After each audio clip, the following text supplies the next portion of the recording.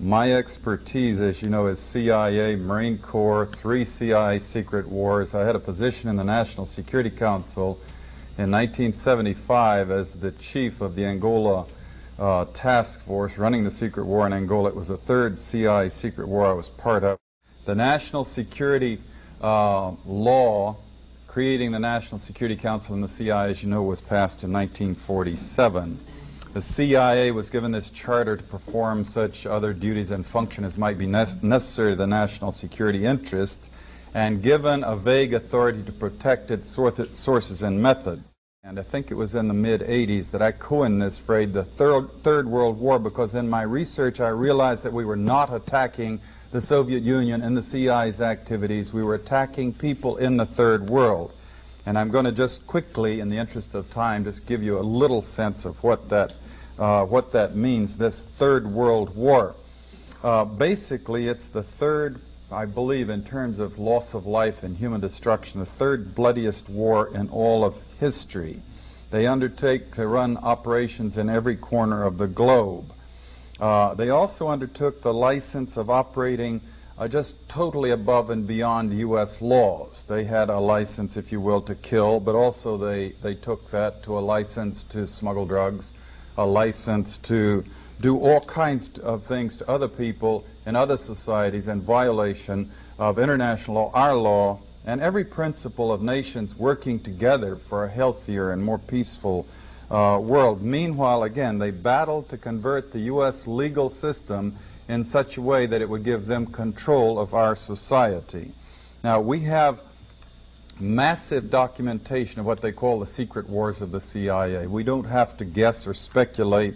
We had the Church Committee investigate them in 1975, gave us our first really in-depth, powerful look inside this structure. Senator Church said in the 14 years before he did his investigation that he found they had run 900 major operations and 3,000 minor operations.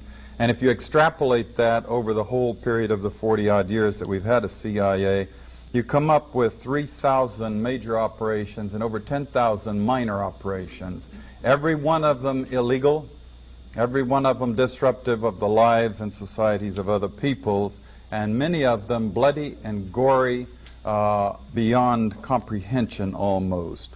Extensively, we manipulated and organized the overthrow of functioning constitutional democracies in other countries.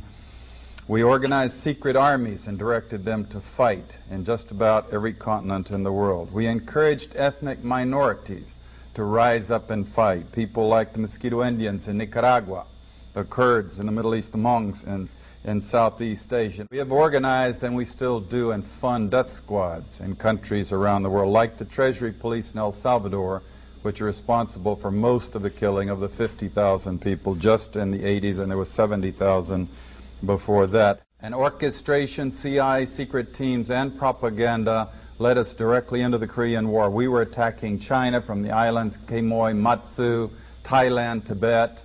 A lot of drug trafficking involved in this, by the way, until eventually we convinced ourselves to fight the Chinese in Korea, and we had the Korean War, and 1 million people were killed. Same thing for the Vietnam War, and we have extensive documentation of how the CIA was involved at every level, or the national security complex, because it's a very cooperative thing, into manipulating the nation into the Vietnam War.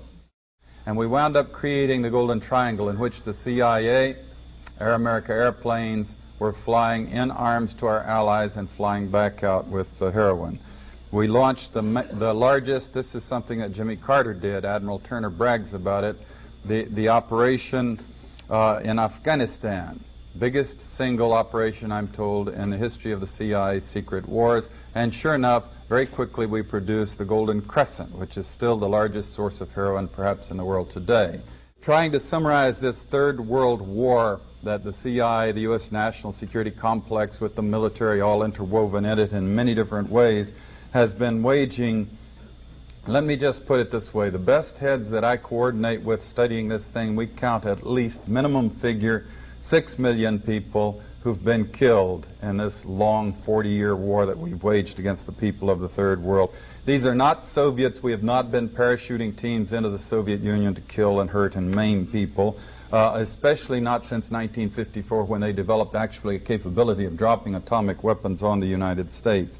They aren't British, French, Swedes, Swiss, Belgians. We don't do bloody, gory operations in the countries of Europe. These are all people of the Third World. They're people of countries like the Congo, Vietnam, Kampuchea, Indonesia, Nicaragua, where conspicuously they nor their governments do not have the capability of doing any physical hurt to the United States. They don't have ICBMs. They don't have armies or navies. They could not hurt us if they wanted to. There has rarely been any evidence that they really wanted to. And that, in fact, is perhaps the whole point. If they had had ICBMs, we probably wouldn't have done the things to them for fear of retaliation. Cheap shots, if you will, killing people of other countries of the world who cannot defend themselves under the guise of secrecy and under the rubric of national security.